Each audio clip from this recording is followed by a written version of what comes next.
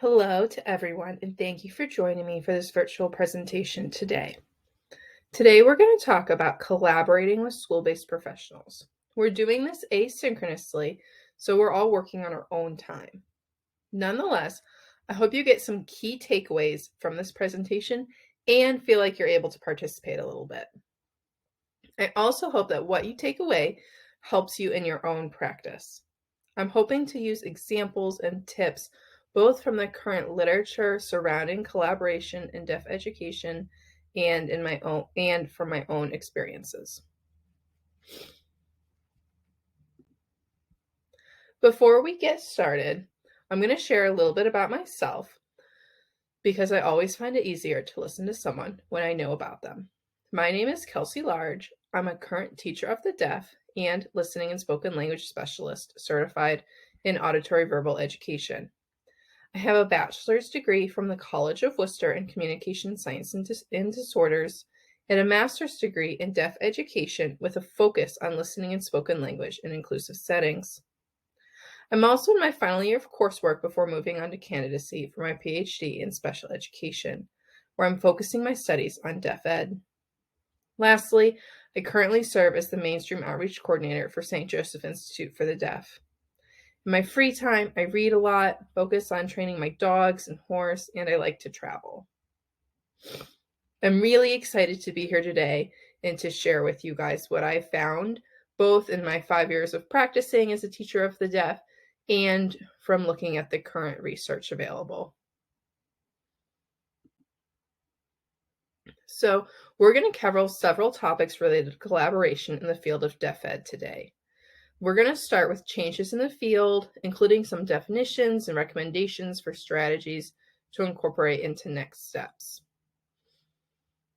We're also going to talk about some strategies you could use in your own practice that I hope you find really useful. So I do have some disclosures to share with you. I am associated with Indiana University Bloomington as an associate instructor and a graduate assistant. And I'm also associated with St. Joseph Institute for the Deaf, Indianapolis, as the mainstream outreach coordinator. I was paid to create and present this webinar.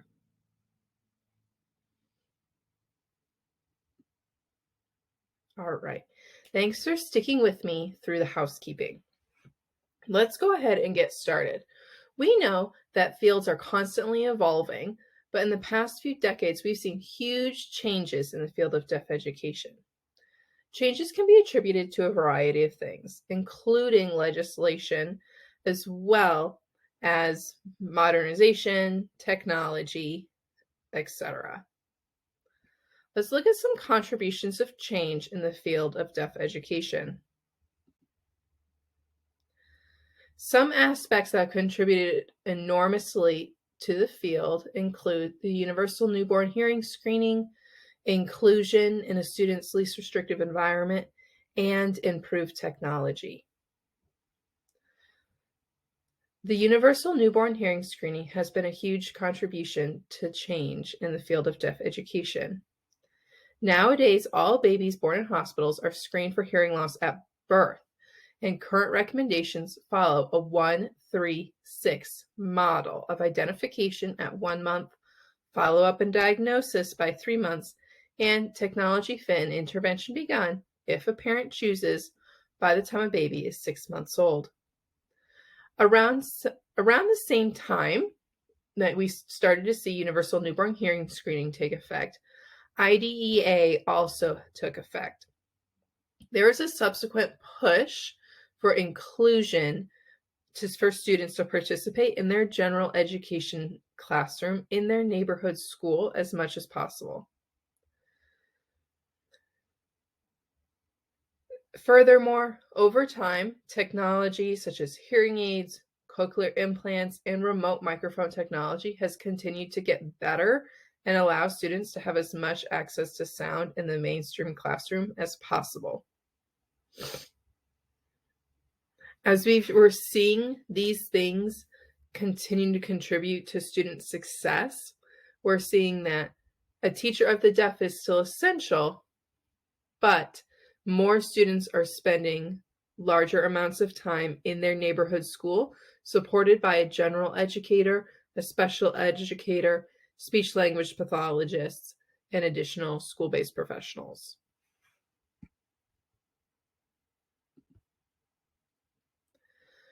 So what does that mean for us as deaf educators? We see that more deaf educators have begun working under an itinerant teaching model to support students in their mainstream schools, rather than running a separated or self-contained classroom based on services for students with hearing loss.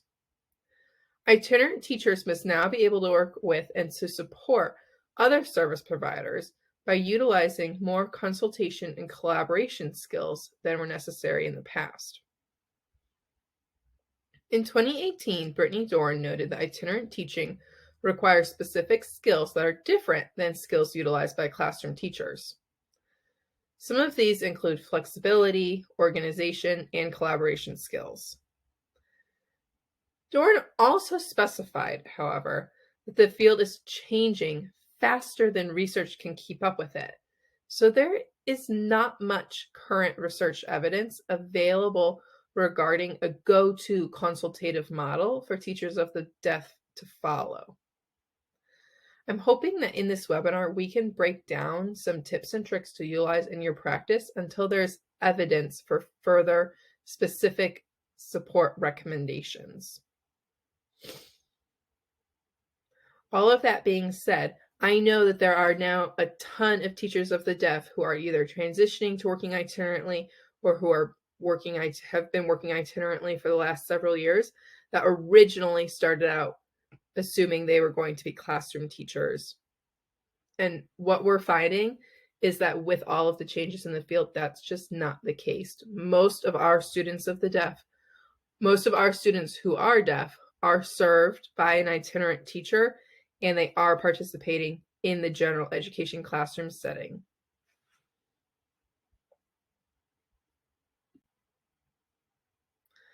Before we get to some consultation, let's back up and review why consulting with school-based professionals is so necessary for student success. Because we know that our students are spending more time in the general education classroom, but we also know that they still require some extra support, particularly from a deaf educator, in order to be truly successful. In order to understand that, we have to understand why listening is so hard in the mainstream environment. We know, and you know if you're already here listening to this webinar, that hearing loss clearly has the ability to have an adverse effect on student success, no matter how much technology they use or how good the technology they're using is. Furthermore, we know that classrooms have some specific characteristics that make listening hard. And those include noise, distance from the speaker or from what you're listening to, and reverberation. Background noise can interfere with the signal or what a student should be listening for. Oftentimes, this is a teacher's voice. We know that a general education classroom is typically a loud place, even if it's supposed to not be. Even if students are being quiet, we know that air conditioners, hallway noise, noise outside of windows, ambient noise, all contributes to creating unnecessary background noise. We also know that with many students in a classroom, oftentimes teachers stand at the front of the room, causing more distance from their student with hearing loss than is probably typical. Distance refers to how far away the speaker is from a student. The further away the speaker is, the less intense or loud their signal or voice is. Lastly, reverberation refers to how long it takes for sound to die down in a classroom, or how much sound echoes. We know that a lot of general education classrooms have a lot of reverberation because of how many hard surfaces on the floor, the walls, the ceiling there are providing opportunity for sound to bounce. Despite some of these challenges for students who are listening in the mainstream, they continue to pursue their education in inclusive environments due to a variety of benefits that are associated with being educated with their hearing peers. We know that students who participate in an inclusive environment have higher test scores, and we know that this provides more social skill building opportunities for our students as well. Okay, so before we go any further, I have designed a Padlet for us to utilize. If you use this QR code, you'll be taken to a Padlet wall. If you click on the plus sign in the lower right-hand corner, you'll have the opportunity to add a comment to the Padlet. You'll be able to see previous viewers of this webinar's comments as well as add your own.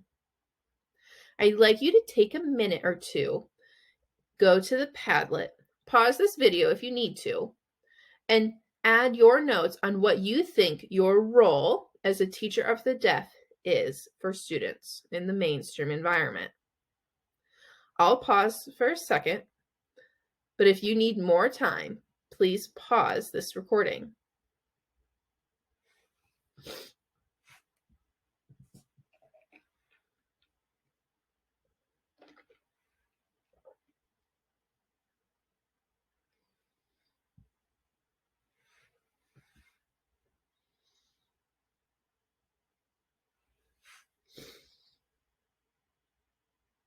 Okay, I'm going to go on, but if you haven't finished, please feel free to pause the video. Now, I know you probably got a lot of ideas from yourself, from peers that you're watching this with, or from others who have already completed the Padlet. But let's talk about some important factors and how a teacher of the deaf can work with students with hearing loss in an inclusive environment and what they can provide. So we know that an important factor for student success is often their teacher of the deaf and hard of hearing. The Council for Exceptional Children's official statement is that teachers of the deaf are necessary for student success. Children with hearing loss may continue to struggle with language, speech or articulation, vocabulary, literacy, background knowledge, learning strategies, and social skills, even once we feel they are ready for an inclusive environment. Page and colleagues in 2018 also found that children with hearing loss still required services upon their transition from preschool to inclusive elementary classrooms. Due to the evolving nature of deaf education, however, many teachers of the deaf, as we know, are now working on an itinerant model and are often only in a student's building at specific times during the day.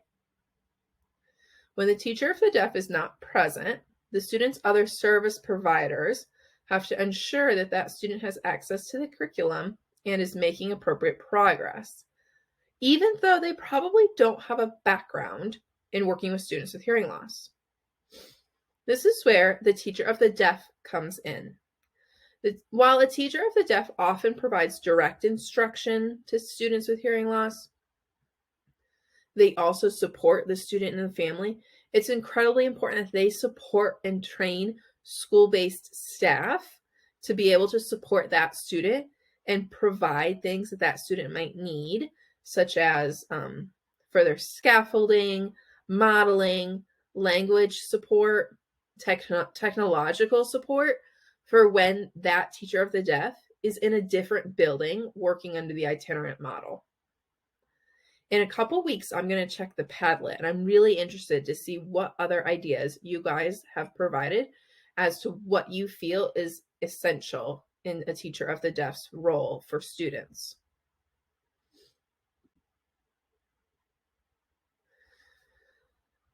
So, as more children have begun participating in the general education classroom, school-based professionals have begun taking more responsibility for their progress. We know that these professionals don't have experience or confidence providing services to children with hearing loss.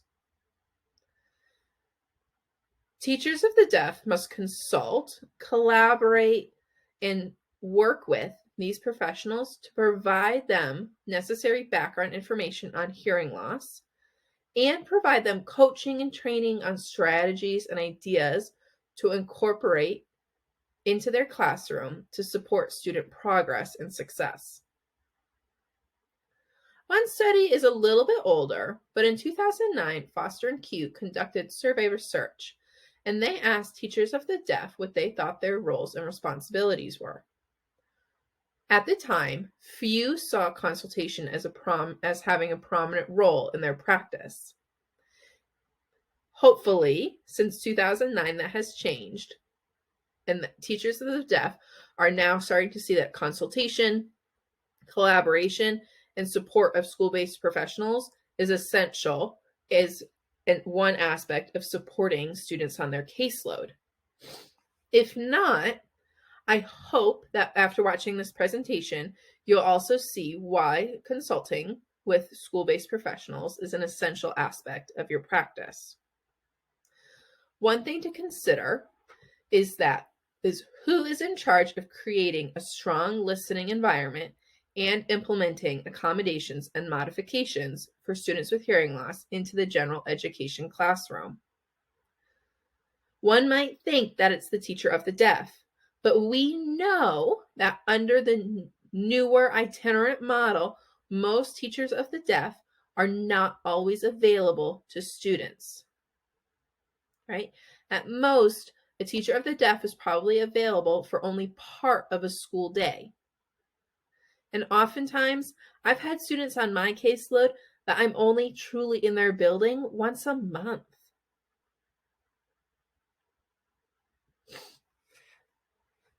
In a situation like this, it becomes part of the general education teacher's job to make sure that accommodations and modifications specified in a student's IEP are implemented into their general education classroom.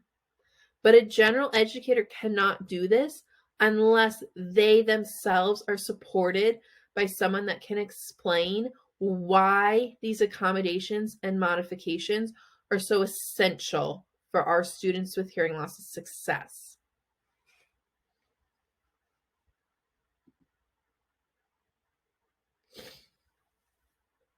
Now, Page and colleagues argue, however, that professionals have to collaborate in order to provide high quality services for students who are deaf or hard of hearing.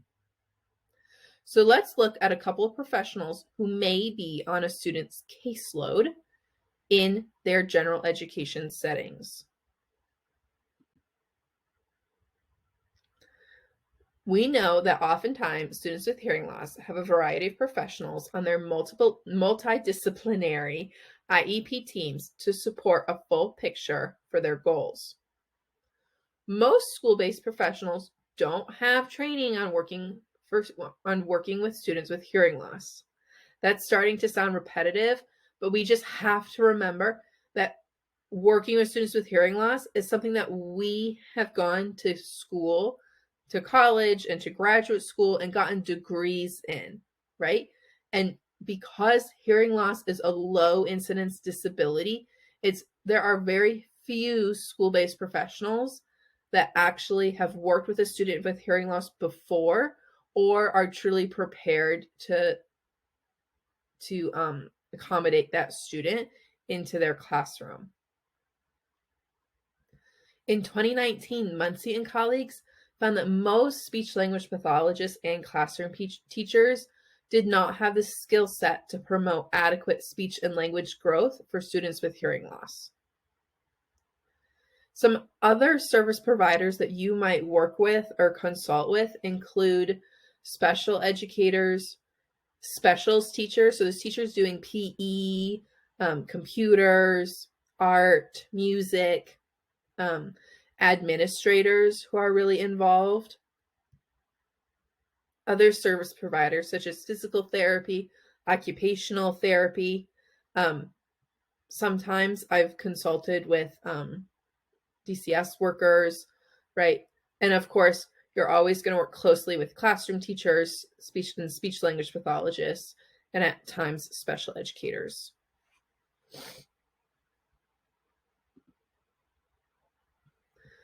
So let's look a little bit, now that we've made our argument for why consulting is important, let's look at what it is. Consulting is really support for school-based professionals that fosters incorporation of strategies, accommodations, and modifications into the typical classroom. Brittany Dorn in 2019 argues that as a changing field, deaf education calls for more consultation on the part of deaf educators. Some are already beginning to put this into practice. Dorn is the one that gave us the definition of consulting as support for school-based professionals who are providing those accommodations, strategies, and modifications. In one example, a case study did focus on one team that was new to serving a child with hearing loss. Due to being a rural school, they had limited access to a deaf educator. This is very common, and I'm in Indiana, so if you're not in Indiana, you might find different, but in Indiana, we have a huge variety of school districts. We have everywhere from urban to very rural. The deaf educator shortage has been particularly hard on rural areas, especially since we also know that hearing loss is a low incidence disability.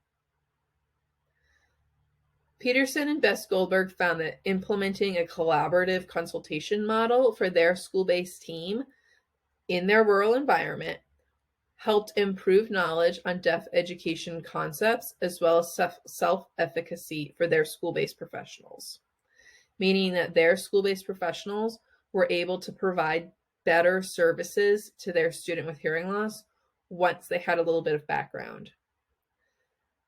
They were also more confident in their ability to provide these services. We know that, of course, it would be best for a deaf educator who is licensed with a degree in deaf education to provide services for these students. But based on how the field has changed, based on the current educator and deaf educator shortage, and based on how spread out children in school districts are in states, that can be incredibly difficult. And oftentimes the next best thing is to provide a lot of support to the school-based professionals.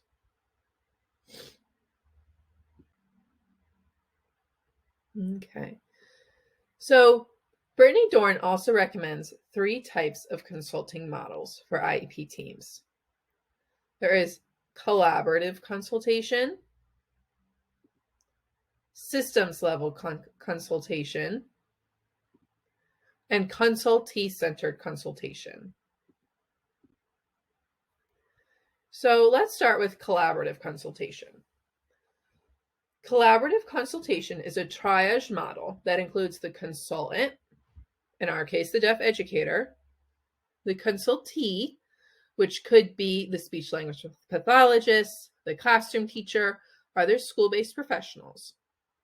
These professionals, two parts of the triangle, work together to support the student, to benefit the student, who makes up the third part of the triangle.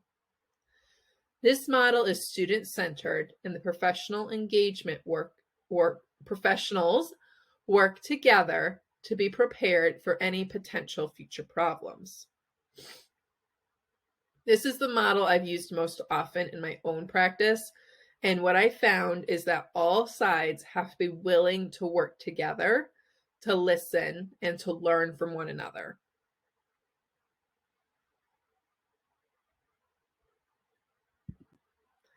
In systems level consultation, the consultant has to be familiar with the system or the educational or building district that they're working with.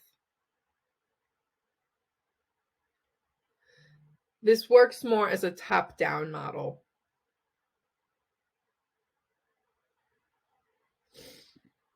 Lastly, we have consultee-centered consultation. This is where the consultant, in our case the deaf educator, works closely with consultees, our school-based professionals, to support them, answer questions, make sure that they're on top of things, etc. Whichever model you choose to use, I would just ensure that what you're doing is helping to support those who need it, so the school-based professionals, and allow them to have an opportunity to ask questions and to work with you to truly get at what they need as a school.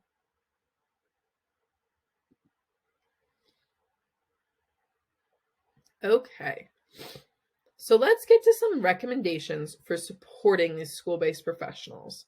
Now, you can use these recommendations in whichever consultation model you feel works best for you and for your consultees. Overall, collaboration is a tool that we can utilize with the goal of supporting student success. There are certain elements we need to have in place in order to be successful, however. In 2018, Kinsella, Meyer, and Gala give 4 recommendations for developing successful collaboration between professionals. First, they recommend that all involved parties must have a collaborative mindset. People have to be willing to work together. You also have to be willing to use creative thinking to promote success. Professionals also need to work together to develop a plan moving forward and focus on growing trust amongst one another. So while these are kind of separated out into 4 recommendations, they really play off one another, right? We can't really do the last 3 if we haven't developed a collaborative mindset. And sometimes this is what we find in the field, is that it can be your job as a teacher of the deaf, as a consultant, can be extremely difficult because you have someone that is not willing to work with you. On the other hand, as a teacher of the deaf, you cannot assume that school-based professionals just aren't willing to work with you, is they may have some red tape stopping them from doing some specific things. You also should not assume that school-based professionals aren't willing to learn or don't want to participate with you in consulting, but just recognize that oftentimes they have a lot of students on their caseload and are really busy. A teacher of the deaf also needs to have a mindset of wanting to work with others. You can't just assume that you're going to do everything because you're the expert. We have to be able to delegate. Because of some of the red tape or because of the number of students on a school-based professional's caseload, we also have to be prepared to use creative thinking and think outside the box a little bit. Once you've done that, and once you've started initially consulting and collaborating, it works best if you ensure that you develop a plan with action items in order to move forward. It can be easy to collaborate and have a great first meeting and then not really know where you're going to next if you don't talk about it as a group. Lastly, we have to grow trust amongst peers. You're not going to be able to work with people if they don't trust you. And that works both ways with both the deaf educator and the school-based professional. The best way to grow trust and to earn trust and to give trust is to show it off with your knowledge and be accurate and respectful as you're working with peers.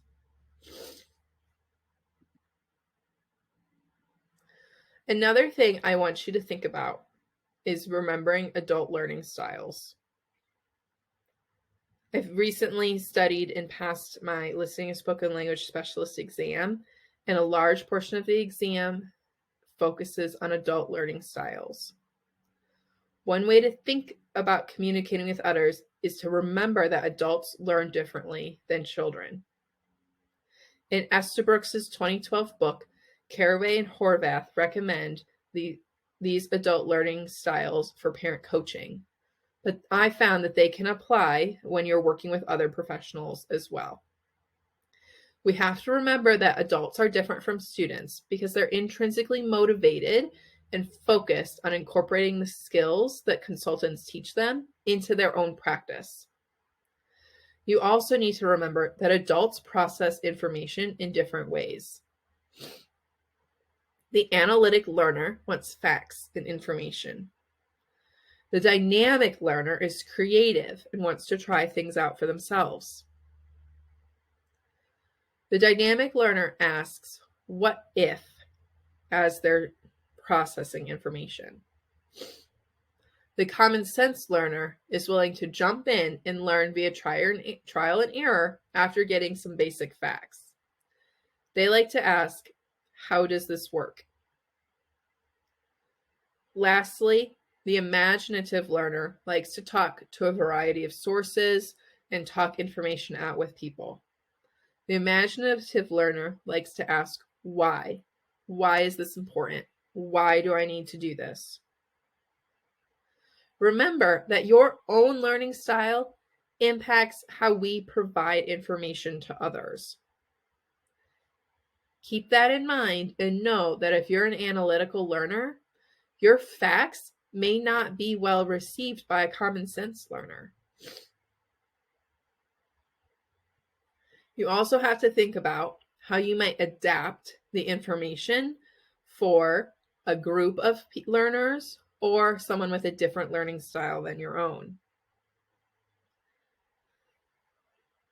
This can impact everything from giving a presentation and an in-service to a whole team to working one-on-one with a classroom teacher in order to ensure that a student's getting all of their IEP accommodations or to ensure that we're presenting information to the student in a way that's accessible to them.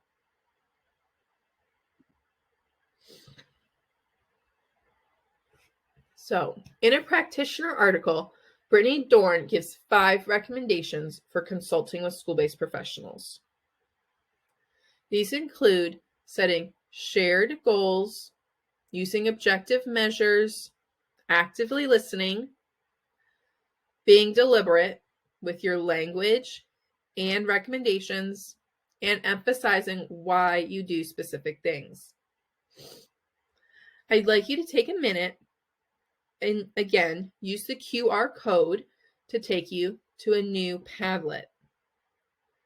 On the Padlet, I'd like you to share either strategies that you found to be helpful while you're consulting with others, or how you utilize these 5 recommendations from Dorn in your own practice. I'm going to wait a second and let you do that, but if you need more time, please feel free to pause the video.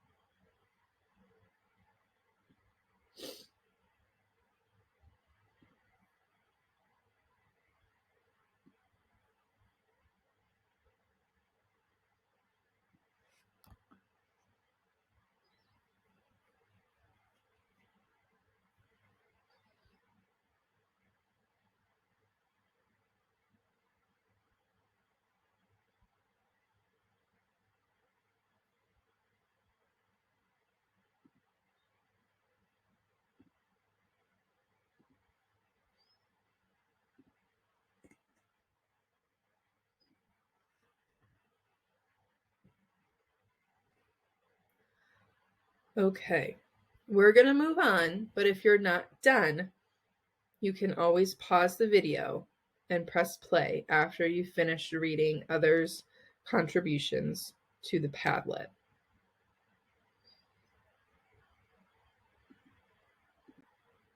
Okay, so the first recommendation Dorn makes is setting shared goals as a team. I incorporate this into my practice by asking lots of questions of school-based professionals. I like to ask what they feel they want to know in order to best help their student. I want to know what they're nervous about, what they feel really confident about. Some other things that you can do is that you can utilize the IEP goals that a student already has written. You can also ask, how can you work with a teacher to help support a student as well, and see what their own recommendations are. I think it's important to note that a classroom teacher sees the student in an entirely different light in a group of people than a deaf educator does than when they see the student in small groups or when they pull them out. Doing some classroom observations or push in and working with the classroom teacher to develop some shared goals can also benefit the student.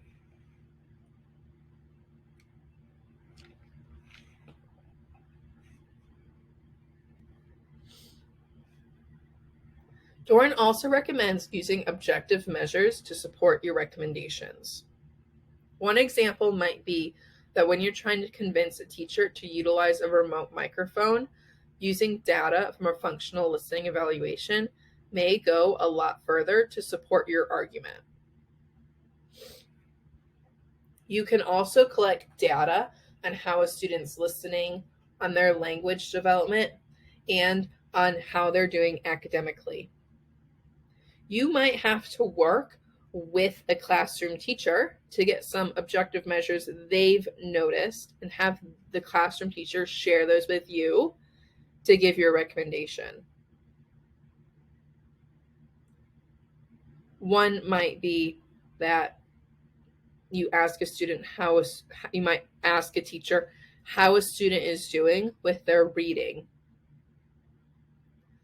When a teacher shares maybe a student's behind, you can ask and then give recommendations for tips that you know can help improve that student's access to language and literacy, or some tips that a teacher might incorporate into their lesson to support reading development.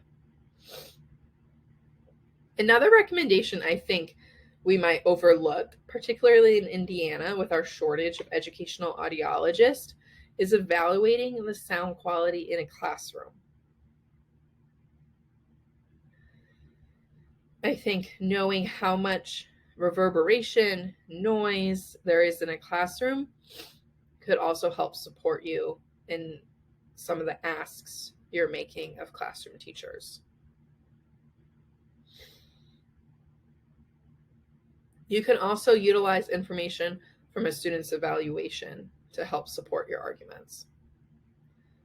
It's important to note, though, that people are more likely to listen to you if you have these objective measures that show you're not just stating an opinion on what a student needs, right? You're showing these are needs the student has, and at times you're using the objective measures to show that they can truly help a student, such as comparing information and data on how well a student listens with or without a remote microphone. You can also use research to support some of your recommendations if you can't get objective measures on your specific student. I found that this works well as well.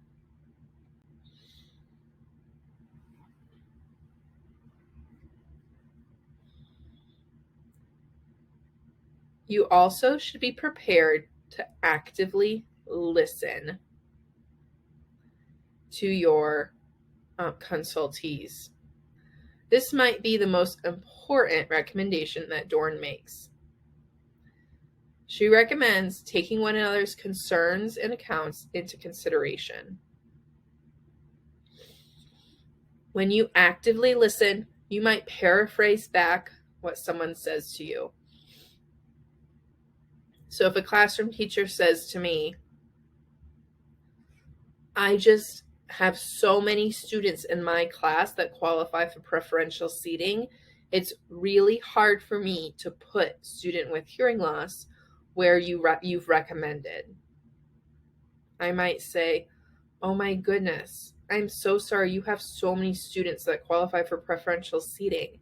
That must be really hard for you when you're creating a seating chart.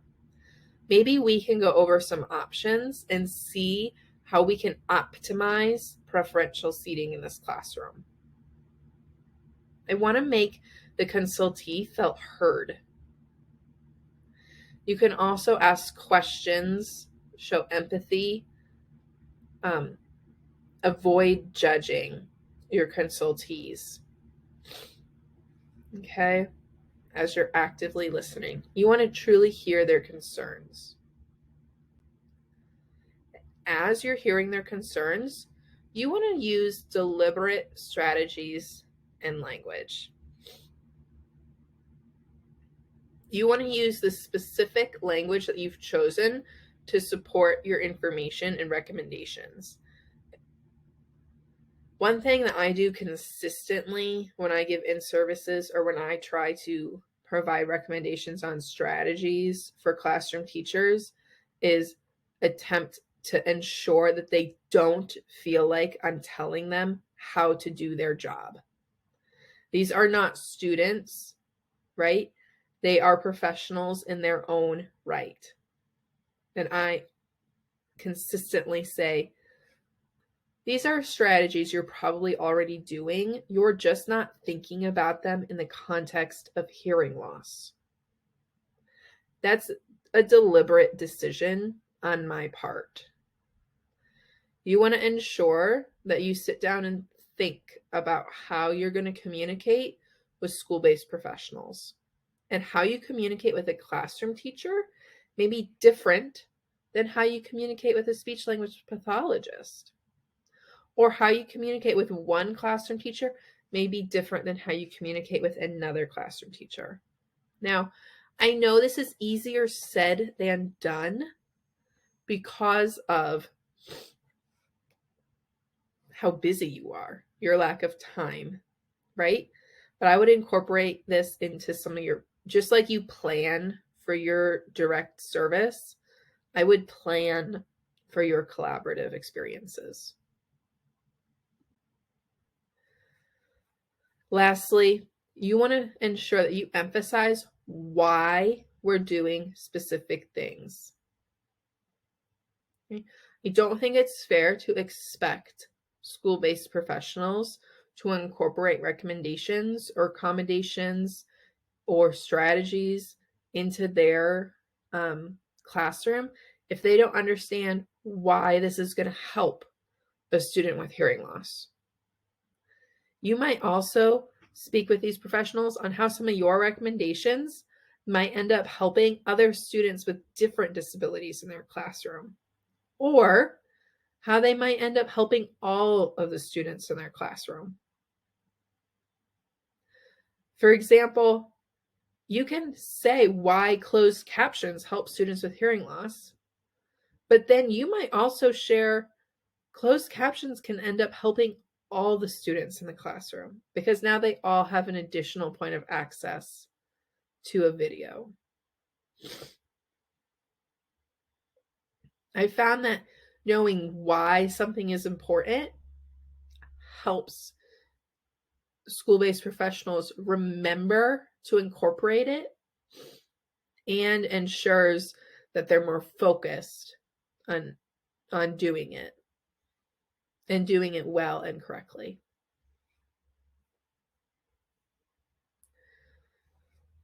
Dorn concludes by calling for more focused research on consultation in deaf education.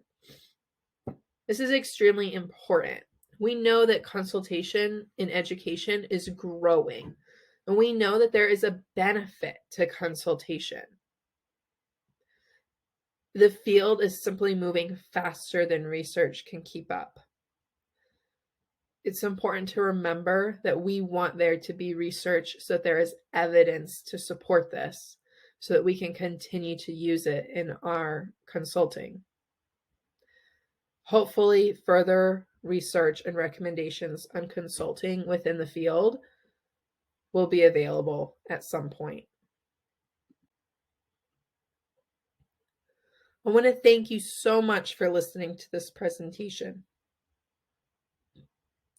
If you have questions or concerns, please reach out to me via email. My email is here on the screen. It's kelsey.m.large@gmail.com. I ask you to give me a little bit of time to respond to you if needed, but I would be thrilled to hear from you and to provide any answers, if I can, to questions that you have. I would also like to point out that I used a variety of reference articles to create this presentation. Lastly, I'm still learning and I don't know anything. If I've missed something or if there is a burning recommendation that you have that you would like others to know, please add it to those padlets we talked about earlier.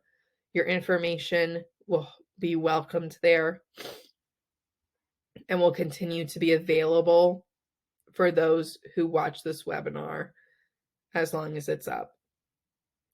Thank you so much for listening. If you'd like to reach out, please do so. And I hope you have a great rest of your day.